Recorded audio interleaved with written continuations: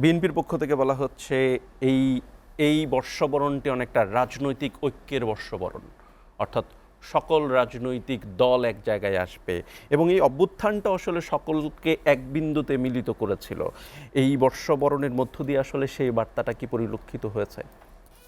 দেখুন, যে আমাদের যে বর্ষবরণ, এটা কিন্তু একটা উৎসবমুখর পরিবেশে আমি ৮০-র দশক থেকে দেখেছি যে এটা ছিল আনন্দ শোভাযাত্রা হিসাবে চারুকলার থেকে একটা মিছিল বের হতো। এর আগের ইতিহাসটা আমাদের প্রফেসর সাহেব বললেন সুন্দর করে, আকবরের সময় থেকে তার পিতা হুমায়ুনের সময় থেকে বললেন। কিন্তু বাংলাদেশে আমরা ৮০-র দশকে গ্রামাঞ্চলে, উনি যেটা নগরের কথা বললেন, নগরেরটা একটু পরে বলি, গ্রামাঞ্চলে কিন্তু এগুলো একটা বাণিজ্যিক উৎসব, হাল কথা বছর শেষে হিসাবের জন্য এই পয়লা বৈশাখকে বেছে নেওয়া হতো। এটা নগরে যখন এই কালচারটা আপনার ঢুকলো, তখন এটাকে রাজনীতির এর সাথে প্রবেশ করবেই, কিন্তু রাজনীতি এমন একটা কম্প্রিহেন্সিভ ম্যাটার, এর আওতা অনেক বড়, রাজনীতি বিস্তীর্ণ একটা এলাকা, ব্যাপক একটা এলাকা। সুতরাং এই যে উৎসব, এটা তো একটা সংস্কৃতি। এই সংস্কৃতি সবসময় পরিবর্তনশীল, সংস্কৃতি কখনো থেমে থাকা বিষয় না। এটা ক্ষণে ক্ষণে, যুগে যুগে, সময়ে সময়ে কিন্তু সংস্কৃতি বদলায়। এখন আমাদের জাতীয় অস্তিত্বের সাথে, জাতীয় ঐক্যের সাথে এই সংস্কৃতি যদি সাংঘর্ষিক হয়, তখন আমরা সেগুলোকে রাজনৈতিক নামকরণ করে আপনার ডিফেম করার চেষ্টা করি, বিভিন্ন রকম শব্দ ব্যবহার করে আমরা চেষ্টা করি, যখন জাতীয় ঐক্যের সাথে এই সংস্কৃতির কনফ্লিক্টটা ঘটে। এখন দেখেন যে একসময় এটাকে মঙ্গল শোভাযাত্রা নাম দেওয়া হলো এবং কিছু আনন্দ শোভাযাত্রাকে মঙ্গল শোভাযাত্রা রূপান্তরিত হলো, সেটা চলেছে। এবং কিছু কিছু যে মোটিফের কথা যেটা বলি, কিছু কিছু প্রতীককে, কিছু কিছু প্রাণীর প্রতীককে শুভ হিসাবে লক্ষণ করত। বাংলাদেশের বেশিরভাগ মানুষ যেগুলোকে শুভ মানত না, আবার বেশিরভাগ মানুষ যেগুলোকে শুভ মানত, এটা কালচারাল কনফ্লিক্ট কিন্তু রয়েই গেল যে মঙ্গলটা নিয়ে, যে আগে অনেক কিছুর আপনার ইমেজ ব্যবহার করা হতো যে এটা শুভর প্রতীক, মঙ্গলের প্রতীক। আবার আমরা অনেকে বলতাম যে না, মঙ্গলের প্রতীক এগুলো না। এই কালচারাল কনফ্লিক্টটা আমার মনে হয় এটা কালচারাল কনফ্লিক্ট নাকি পলিটিক্যাল? স্যার যেটা বললেন যে আসলে পলিটিক্যাল, যখন তাকে পলিটিক্যালি যখন রং দেওয়া হয়, যে আপনি যখন বলছেন যে একটা পলিটিক্যাল ইডিওলজিকে যখন আপনি ব্যঙ্গাত্মক করে, একটা পলিটিক্যাল ডিসকোর্সকে যখন ব্যঙ্গাত্মক করে আপনি ওই শোভাযাত্রায় মঙ্গল শোভাযাত্রায় অমঙ্গলের প্রতীক হিসাবে দেখাচ্ছেন, তখন সেটা হয়ে যাচ্ছে পলিটিক্যাল কনফ্লিক্ট। তা আমি মনে করি যে এবার আমাদের যে আপনি যেটা বলছেন গণ অভ্যুত্থানের শোভাযাত্রা, আপনার বর্ষবরণ, আসলে এটা ঠিক।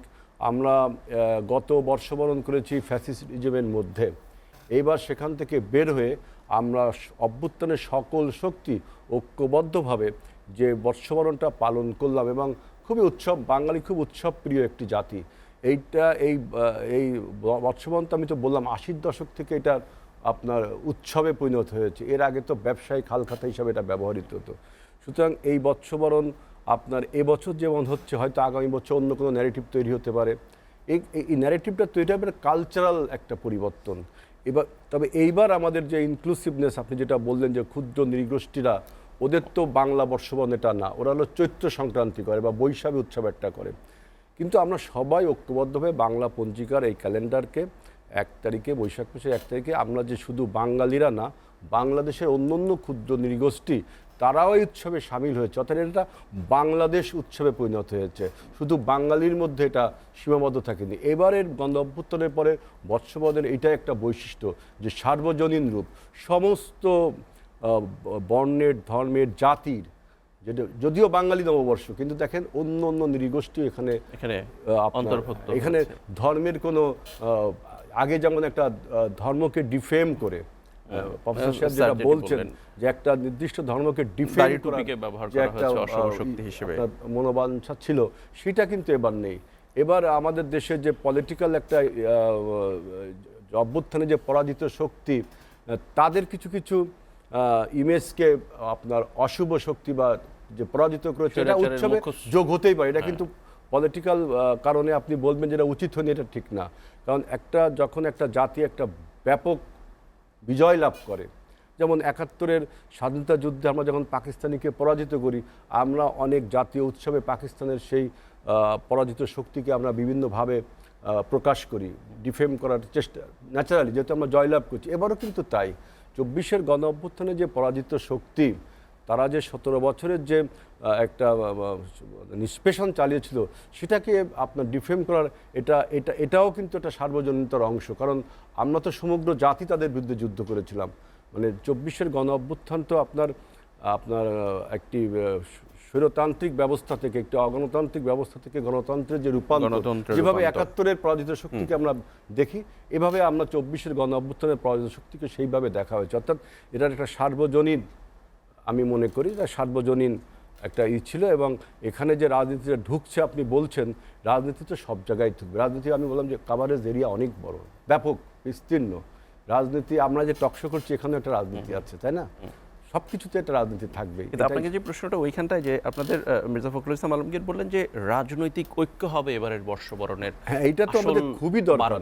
দেখেন, এই বর্ষবরণে কিন্তু সেই ঐক্যটা তৈরি হয়েছে। আমরা যে সমস্ত রাজনৈতিক দলগুলো ছিলাম গণ অভ্যুত্থানের বিরুদ্ধে, গণ অভ্যুত্থানের পক্ষের শক্তি, আমরা সকলেই ঐক্যবদ্ধভাবে এই অনুষ্ঠানটা আয়োজন করেছি। এখানে কোনো আপনার ডিবেট, দলমত নির্বিশেষে দলমত সবাই আমরা অংশগ্রহণ করেছি। যে আপনার সমস্ত কালচারাল অর্গানাইজেশনগুলো ফ্রিলি প্রোগ্রামগুলো করতে পেরেছে।